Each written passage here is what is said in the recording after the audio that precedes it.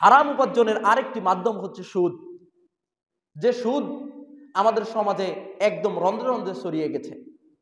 ক্ষুদ্র ঋণের নামে, উপকারের নামে, সহযোগিতার নামে সব জায়গায় ছড়িয়ে গেছে এই সুদ। এরপর বন্ধকের নামে, বিভিন্ন পরিভাষার নামে আমাদের রন্ধ্রে রন্ধ্রে এই সুদ ছড়িয়ে গেছে। অথচ সুদ এত মারাত্মক ব্যাপার, যে ব্যাপারে আল্লাহ তাআলা পবিত্র কোরআনুল কারীমে বলেছেন, ফাইল্লাম তাফআলু ফাআযানু বিহারবিন মিনাল্লাহি ওয়া রাসূলিহি। যদি তোমরা তোমাদের সুদী কাজ থেকে, কারবার থেকে বিরত না থাকো, তাহলে তোমরা প্রস্তুতি নাও আল্লাহ এবং তার রাসূলের বিরুদ্ধে যুদ্ধ করার জন্য। নাউযুবিল্লাহ।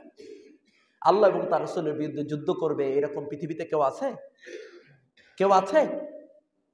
হাজিরিন, অথচ এই সুদকে আমরা স্বাভাবিকরণের জন্য এমন সব নতুন নতুন নামে আমাদের সামনে নিয়ে আসছে। আশ্চর্য ব্যাপার, আমরা সেই ফাঁদে পা দিচ্ছি। অমুসলিমরা আমাদের সব কিছুকে ধ্বংস করার জন্য, তারা জানে, তারা এই ব্যাপারে ব্যাপক স্টাডি করেছে যে মুসলমানদের যদি তাদের হারাম ভক্ষণ করানো যায়, তাহলে তারা আর কখনোই নেতৃত্বের আসনেও যেতে পারবে না, এ দুনিয়াকে তারা নেতৃত্বও দিতে পারবে না, আবার তাদের ইবাদতও কবুল হবে না, তারা দুনিয়া আখিরাত উভয়টাকে হারাবে। তারা এই সুপরিকল্পিতভাবে আমাদের পরিবারে এটা ঢুকাচ্ছে।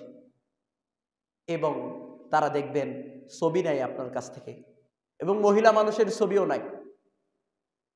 এই যে ছবি দিয়ে আপনি টাকা উঠাচ্ছেন, আবার সুদ নিচ্ছেন, এটা শুধুমাত্র যে আমি সমিতির কথা বলছি তা নয়, ব্যাংক সহ আমাদের গ্রাম্য যে সুদী মহাজন আছে সেখানেও তো এটা আছে।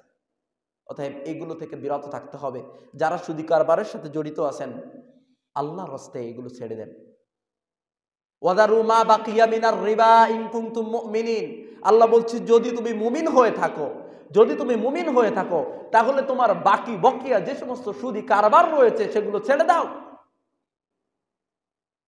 আর যদি না ছেড়ে দাও, তাহলে আল্লাহ এবং তার রাসূলের সাথে যুদ্ধ করার জন্য প্রস্তুতি নাও। এটা হচ্ছে সুদের সর্বোচ্চ শাস্তি।